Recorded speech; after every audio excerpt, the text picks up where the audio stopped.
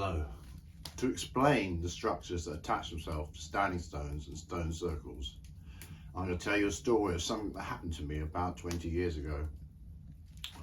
I used to own a donkey called Moses, and he was broken to harness, and we used him for pulling wood across the fields on the sledge in the winter when the fields were wet. And I wanted to make myself a donkey cart. And the farmer I worked for told me of an axle, an Austin car axle, which would be perfect for making a donkey cart, that was up on a deserted farm near Horeb.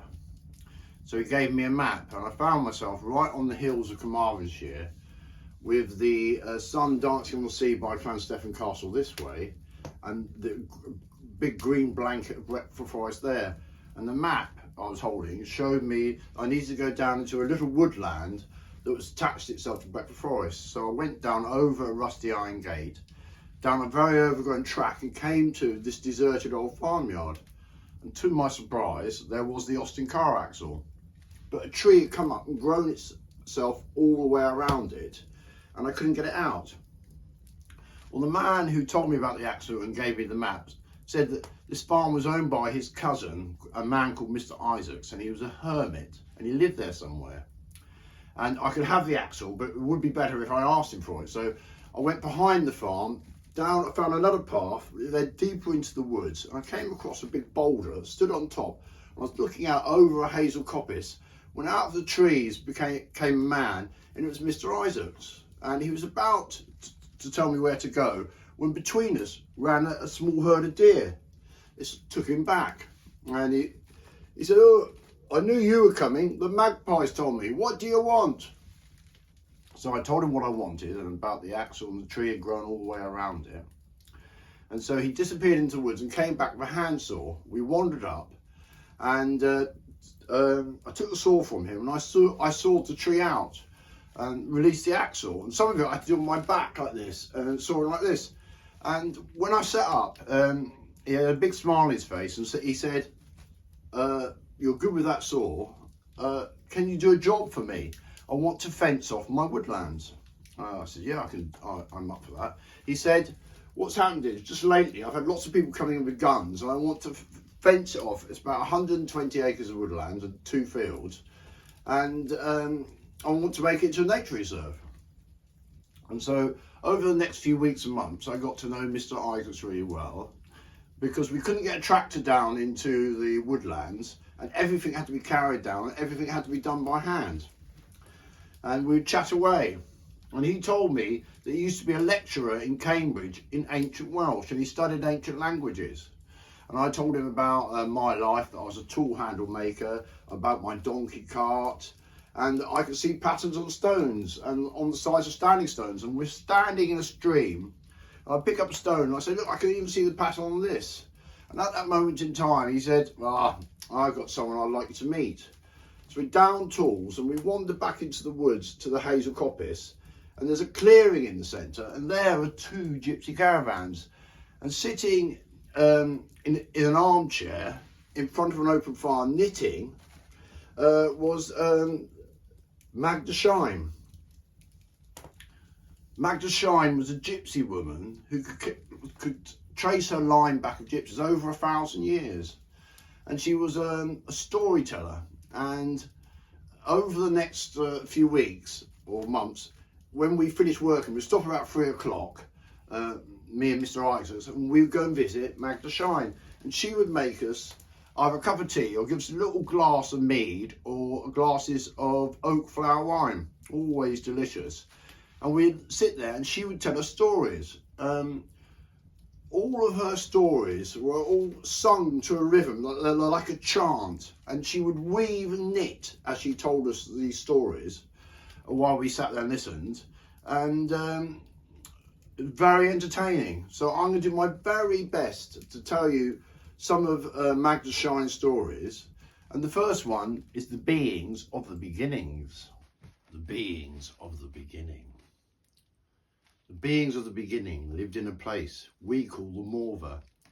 It's the space between the sea and the big dark forest that grows inland. It's made up of bamboo forest, tall trees and marsh grass, And this area, our area, we are the gardeners. And we go to the edge of the big forest and we debark, we skin the giant trees and leave them as a standing dead. So all around there is new growth and we can see our way ahead. Down by the edge of the Morva, which fills the great sea of fresh water, is a river. And the river is full of the fish they call the marcia. Well, we've watched the spiders on the marsh grass weaving their looms, weaving their traps, and we copy them and we weave our webs, but they're nets that we are going to float on poles of bamboo in the river to make our traps for the marcia. So we lay our bamboo out and underneath we tie a net and then we float it out into the river and along swim the fish that they call the marcia, unbeknowing into our nets, and they draw them out while we are hiding in the long marsh grass, holding our nets with very long cords. And when it's full and pulls, just like the fishermen, we can feel the tension through the cord. We take our nets into the centre of the Morva and tie it to tall trees horizontally. We stretch it out with very long cords towards the dark woods and back to the sea. But we use the river to pull the net very tight. We tie the cords from the net to the nets in the river. But these nets we float out to the centre of the river where the current is very strong and it pulls a net, it pulls a net, and it pulls our net that we've tied into the Morva. And the tension lines of this, putting nets all around, putting it in, becomes very tight. And when we know it's right, we strike the cord, and we strike the cord, and we strike the cord again, sending a vibration back and forth from the coast and back to the central net. We can talk to each other through vibration. We can feel this vibration through our souls, through the soles of our feet. Well, families after families build their central nets, which are like platforms, the plaited form. We weave and live upon this central net with the cord stretched out. And another family hundreds of feet away, but attached to a cord, and then down the coast and down the coast. We look like the spiders on the marsh grass on the meadow as you walk past. We then will sing the verse of our songs.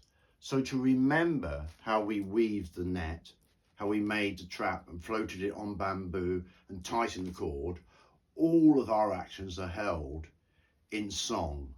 And then we'll sing it like a verse, and we sing a verse and we'll sing it over again. And all the verses that we sing are to remind us how we did it and how we wove the web. And then we would bang our nets, communicate to each other, back and forth, and sing the verse, then in reverse, over and over again. Converse, a conversation. Across the Morva, it was a universal song. You're on your net, and you're looking at the dark woods, and in the light of the standing dead, you see a pack of wolves, or the beast. So you strike the cord, and you strike the cord, and you strike the cord again, to send the vibration, the note, through the net, across the Morva, so we all come together as one fighting force, singing the song, universal song. Here comes the predator. We all join together to fight against the wolves, to drive them back off the Morva, the beings of the beginnings. When Magda Shine finished chanting, she was holding a net, and she looked at me and said, "These are the words of she who spins." The word tex comes from the word textiles, and these words are sewn very deeply into the very fabrics of our beings. We have nursery rhymes to remind us of the complex matrix of patterns that we weave and knit to make ourselves nets. Nets can be hammocks. Nets can be filled full of seeds and floated down the river. They can be a cover. They can be a ladder. they can be tied all together and make a really long fence. Just like the spiders that we see weaving across the mortar. Once we were doing something all the world over, a line, a cord, a memory left on the sides of stones and cliffs, a world wide web. Thank you for listening.